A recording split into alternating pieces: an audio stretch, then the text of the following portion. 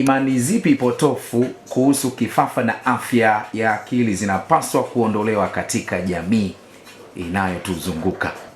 Asante ndugu mtangazaji kwa swali ambayo ni nzuri sana.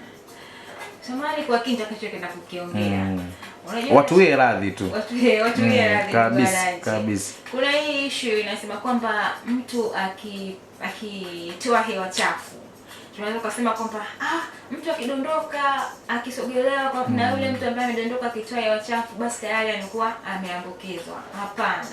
Kwa sasa mimi niombe jamii kama jamii, kwa issue kama hiyo ni issue ambayo sio ya kweli na ni issue ya uongo kabisa. Kwa hiyo jamii iache kuwa na dhana potofu kwamba mtu mwenye changamoto ya kifafa akiguswa au akitoa hewa chafu anaweza akapelekea kwamba mtu mwingine akapata changamoto ya kifafa.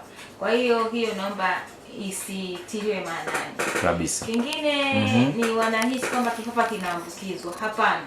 Kifafa hakiambukizwi. Kifafa kinatokea tu, ni hitilafu ambayo inatokea kwenye ubongo na kusababisha shughuli za ubongo kusimama na kushindwa kufanya kazi vizuri.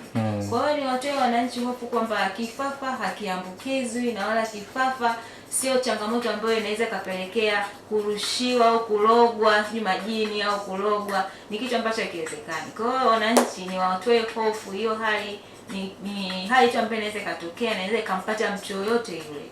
Kwa hiyo tutoe dhana potofu kwamba kifafa kinapelekea mtu kupata changamoto ya afya ya akili aidha kwa kulogwa au kwa kutupiwa jini, ni kitu ambacho si sawa.